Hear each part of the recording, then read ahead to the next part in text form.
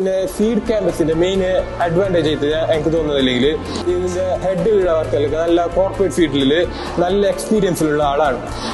പ്രത്യേകിച്ച് കോർപ്പറേറ്റ് ഹെഡിലുള്ളത് നമ്മൾ കാസർഗോഡത്തെ ആൾക്കാരായതുകൊണ്ട് കാസർഗോഡിൽ ചുറ്റുപാടും എങ്ങനെ ആവുന്നൊക്കെ കറക്റ്റ് എൻ്റെ ഹേർട്ട് അറിയുന്നതുകൊണ്ടും അതൊരു മെയിൻ അഡ്വാൻറ്റേജ് ആയിട്ടാണ് തോന്നുന്നത്. ഫിനിഷിംഗ് സ്കൂളിൽ മെയിൻ ഹൈലൈറ്റ് ആണ് സീഡ് ക്യാമ്പസിന്റെ. എന്തെങ്കിൽ കോർപ്പറേറ്റ് വേൾഡിൽ എക്സ്പീരിയൻസിന് റിയൽ ലൈഫ് എക്സ്പീരിയൻസും നമ്മൾ ബുക്ക് നോളജും എൻറ്റയർലി ഡിഫറൻസ് ആയിരിക്കും. എന്തെങ്കിൽ റിയൽ ലൈഫിൽ ഒരാൾ എങ്ങനെയൊക്കെയാണ് കോർപ്പറേറ്റ് ഫീൽഡിൽ ഉണ്ടായത് അതേ രീതിയിൽ പോകാൻ വേണ്ടിയിട്ട് പഞ്ചിങ് സിസ്റ്റം അതിലൊക്കെ ഒരു ഡിസിപ്ലിനറി ആയിട്ട് കൊണ്ടുവരാൻ ശ്രമിച്ചിട്ടുണ്ട്.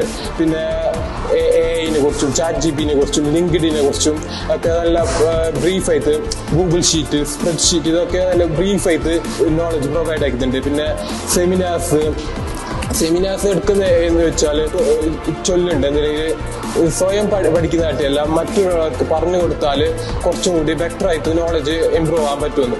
അതുകൊണ്ട് സെമിനാറിന് റെഗുലർ ഇന്റർവെൽ പ്രൊവൈഡ് ആക്കുന്നതുകൊണ്ട് ബെറ്റർ നോളജ് ഇപ്പോൾ ഇവിടെ ഉള്ള ഒരു മിക്കവാറും ഒരു അഡ്വാൻറ്റേജ് ഇല്ലെങ്കിൽ ഇവിടെ 31 ആളുണ്ടെങ്കിൽ 31 ആൾക്ക് 31 ഫീൽഡിൽ 31 തരത്തിൽ ഇമ്പ്രൂവ്മെന്റ് ഉണ്ട്.